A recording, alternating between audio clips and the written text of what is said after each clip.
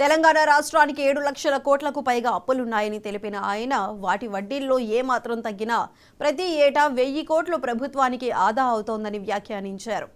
IAS, IPS అధికారుల postings లో rules break చేయదలుచుకోలేదని చెప్పారు. కేసీఆర్ చేసిన తప్పులు మేం చేయబోమన్నారు. పీసీసీ చీఫ్ కేబినెట్ విస్తరణ నిర్ణయాలు ఒకేసారి ఫైనల్ అవుతాయని చెప్పారు. పీసీసీ చీఫ్ ను సామాజిక సమీకరణాల దృష్టిలో ఉంచుకొని హైకమాండ్ డిసైడ్ చేస్తుందన్నారు రేవంత్ రెడ్డి.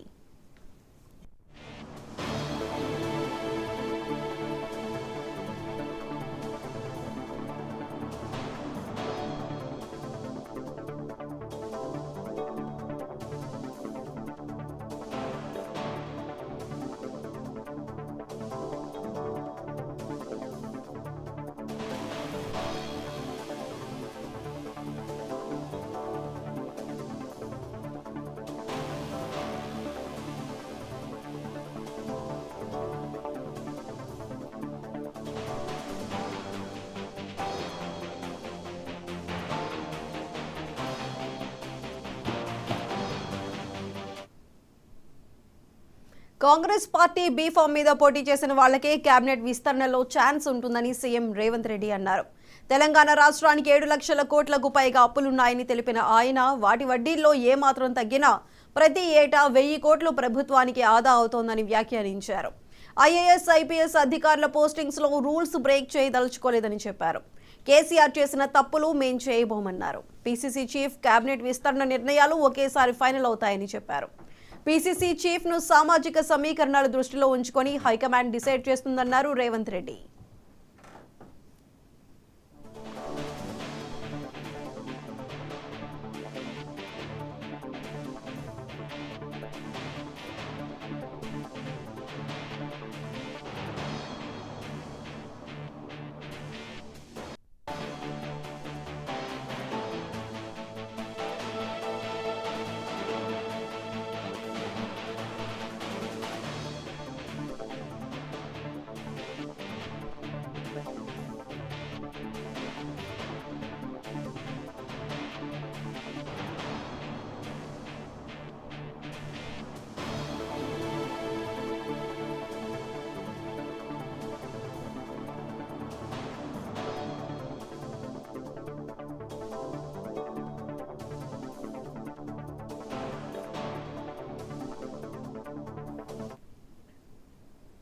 కాంగ్రెస్ పార్టీ బీఫామ్ మీద పోటీ చేసిన వాళ్లకే కేబినెట్ విస్తరణలో ఛాన్స్ ఉంటుందని సీఎం రేవంత్ రెడ్డి అన్నారు. తెలంగాణ రాష్ట్రానికి 7 లక్షల కోట్లకు పైగా అప్పులున్నాయంటూ కూడా తెలిపారు ఆయన.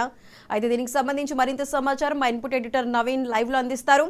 నవీన్, చెప్పండి. రేవంత్ రెడ్డి అయితే కేబినెట్ విస్తరణకి సంబంధించి అదేవిధంగా ఇదంతా కూడా ఇంకా రాబోయే రోజుల్లో తెలుస్తుందన్నారు. మరి దీనికి సంబంధించి పూర్తి అప్డేట్స్ ఏంటి? ముఖ్యంగా తెలంగాణ పీసీసీ చీఫ్ ఎవరనే దానిపై కూడా అంత ఉత్కంఠ కూడా నెలకొన్నటువంటి పరిస్థితి నెలకొంది. ఎందుకంటే రేవంత్ రెడ్డి ఇప్పటికే 2 బాధ్యతలు కూడా వ్యవహరిస్తున్నారు. ముఖ్యంగా ఒకవైపు ముఖ్యమంత్రిగా ఉన్నారు, దాంతోపాటు పీసీసీ చీఫ్గా రేవంత్ రెడ్డి దాదాపు 8 నెలల నుంచి 2 రోల్స్ కూడా చేస్తున్నటువంటి పరిస్థితి నెలకొంది. కానీ కాంగ్రెస్ పార్టీలో ఒకటి ఉంటుంది, ఎవరైనా సరే ఒకటే పదవి ఉండాలని చెప్పేసి కాంగ్రెస్ పార్టీ అధిష్టానం అనేక సందర్భాల్లో అనేక రాష్ట్రాల్లో ఇంప్లిమెంట్ చేసుకుంటూ వస్తున్నటువంటి పరిస్థితి నెలకొంది. కాబట్టి ఇప్పుడు పీసీసీ చీఫ్ సంబంధించిన అంశాలపై కూడా ఒక క్లారిటీ కూడా వచ్చినట్టు కూడా తెలుస్తుంది. ఇప్పటికే రేవంత్ రెడ్డి ఢిల్లీలో ఉన్నటువంటి అధిష్టానం అంటే సోనియా గాంధీతో పాటు రాహుల్ గాంధీ, ఇటు మల్లికార్జున ఖర్గే, 3 నేతలతోటి 2 సార్లు సమావేశమయ్యారు. ముఖ్యంగా క్యాబినెట్ సంబంధించినటువంటి విస్తరణతో పాటు రాష్ట్రం ఉన్నటువంటి పరిస్థితులు, రాష్ట్రంలో కేసీఆర్ వ్యవహరిస్తున్నటువంటి తీరు, కేసీఆర్లో అంటున్నటువంటి మాటలకు సంబంధించినటువంటి అంశాలు కూడా పూర్తి స్థాయిలో ఢిల్లీ అధిష్టానం కూడా వారు వివరించి చెప్పినట్టు కూడా మనకి సమాచారం అందుతుంది. కాబట్టి ఇప్పుడు పీసీసీ చీఫ్ సంబంధించినటువంటి రేస్ సంబంధించిన విషయం చూసుకుంటే మాత్రం ఇప్పటికే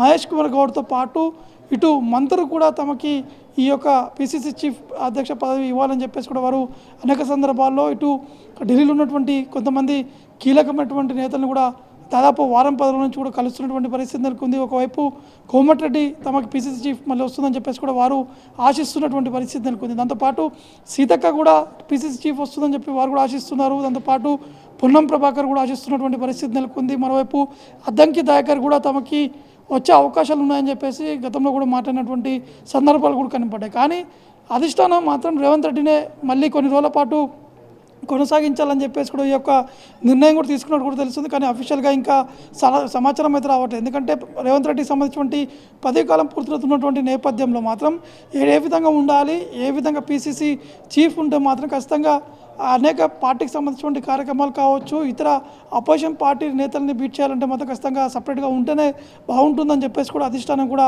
భావిస్తున్నారు. కాబట్టి మొత్తానికి చూసుకుంటే మాత్రం పీసీసీ చీఫ్ సంబంధించినటువంటి విషయంలో ఆల్రెడీ క్లారిటీ ఢిల్లీ అధిష్టానం రాష్ట్ర నేతలకు కూడా ఇచ్చినట్టు కూడా తెలుస్తుంది. కానీ అఫీషియల్గా ప్రకటించాల్సినటువంటి అవకాశం ఉంది. కాబట్టి కొన్ని రోజుల పాటు రేవంత్ రెడ్డినే కొనసాగించేటువంటి అవకాశాలు ఉన్నట్టు కూడా తెలుస్తున్నాయి. ఎందుకంటే చాలామంది క్యూలో ఉంటున్నారు. కాబట్టి వారికి సంబంధించినటువంటి సామాజిక సమీకరణలన్నీ కూడా సేకరించిన తర్వాత వారికి ఉన్నటువంటి పరిస్థితులు, వారికి ఉన్నటువంటి అవగాహన అన్నీ కూడా పరిశీలించిన తర్వాతనే ఇటు అధిష్టానం కూడా నిర్ణయం కూడా తీసుకున్నటువంటి అవకాశం ఉంది. కాబట్టి ఎట్టి పరిస్థితుల్లో మాత్రం ఇప్పుడున్నటువంటి పరిస్థితుల్లో రాష్ట్రంలో డ్యూయల్ రోల్ చేపడుతున్నటువంటి రేవంత్ రెడ్డికి మంచి పేరు ఉంది. రేవంత్ రెడ్డి వచ్చిన తర్వాత కాంగ్రెస్ పార్టీలో కొంత బూస్టప్ అనేది వచ్చింది. దాంతోపాటు తను పగ్గాలు ఎప్పుడైతే తీసుకున్నారో అప్పటి నుంచి కూడా కాంగ్రెస్ పార్టీలో కొంత ఉత్సాహంతో పాటు రాష్ట్రంలో అధికారంలోకి వచ్చిందని చెప్పేసి కూడా ఢిల్లీ అధినేతలు కూడా, ఢిల్లీలో ఉన్నటువంటి పెద్దలు వారు భావిస్తున్నారు. కాబట్టి ఇప్పుడున్నటువంటి సిచ్యువేషన్ ఇటు లోక్సభ ఎన్నికల్లో కూడా ఖచ్చితంగా 8 స్థానాలు కాంగ్రెస్ పార్టీ కూడా కైవసం కూడా చేసుకోవడం జరిగింది. దాంతోపాటు ఇంకా లోకల్ బాడీ ఎన్నికలు ఉన్నాయి. కాబట్టి ఆ ఎన్నికలపై దృష్టి పెట్టాలంటే మాత్రం రేవంత్ రెడ్డి ఈ యొక్క పగ్గాలు ఉంటే బాగుంటుందని చెప్పేసి కూడా ఢిల్లీ అధిష్టానం కూడా భావిస్తున్నట్టు కూడా తెలుస్తుంది. నవీన్, అయితే కేబినెట్ విస్తరణకి సంబంధించి కాంగ్రెస్ పార్టీ ఎటువంటి నిర్ణయం తీసుకునే అవకాశాలు ఎక్కువగా కనిపిస్తున్నాయి? ముఖ్యంగా క్యాబినెట్ సంబంధించినటువంటి అంశాలు చూసుకుంటే మాత్రం క్యాబినెట్ విస్తరణ సంబంధించిన అంటే 6 ఖాళీగా ఉన్నాయని చెప్పి మొదలుగా చెప్పడం జరిగింది. కానీ రేవంత్ రెడ్డి నిన్న జరిగినటువంటి ప్రెస్ మీట్లో కూడా వారు స్పష్టంగా కూడా చెప్పారు, ఏ శాఖలు కూడా ఖాళీ లేవు, అన్ని శాఖలు ఫుల్ అయి ఉన్నాయి, దానికి సంబంధించినటువంటి మంత్రులు కూడా ఉన్నారు, వారి వారి పనిలో ఉన్నారని చెప్పేసి కూడా రేవంత్ రెడ్డి చేసినటువంటి కామెంట్స్. కానీ 6 క్యాబినెట్ మంత్రులకు సంబంధించినటువంటి ఛాన్స్ ఉంది. కాబట్టి దానికి సంబంధించినటువంటి విషయాలు ఒకసారి చూసుకుంటే బీఆర్ఎస్ పార్టీలో నుంచి రీసెంట్గా వచ్చినటువంటి పోచారం శ్రీనివాస్ రెడ్డి ఎవరైతే వచ్చారో వారికి క్యాబినెట్ హోదా మంత్రులుగా ఇస్తారని చెప్పేసి హామీతోటే తమ పార్టీలోకి లాక్కున్నారని చెప్పేసి కూడా కొంతమంది చెప్పడం జరుగుతుంది. కాబట్టి ఇంకా కొంతమంది బీఆర్ఎస్ పార్టీ నుంచి కాంగ్రెస్ పార్టీలోకి చేరబోతున్నారు. కాబట్టి వారికి ఒకరికిద్దరికి ఈ యొక్క అవకాశాలు ఇవ్వాలని చెప్పేసి కూడా అనుకుంటే కూడా తెలుస్తుంది. దాంతోపాటు మరోవైపు కాంగ్రెస్లో ఉన్నటువంటి మరికొంతమంది మాత్రం కాంగ్రెస్ పార్టీ బీఫామ్ నుంచి ఎవరైతే పోటీ చేశారో వారికి మాత్రమే ఈ యొక్క మంత్రి పదవులు ఇవ్వాలని చెప్పేసి కూడా కొంతమంది చెప్తున్నటువంటి పరిస్థితి నెలకొంది. కాబట్టి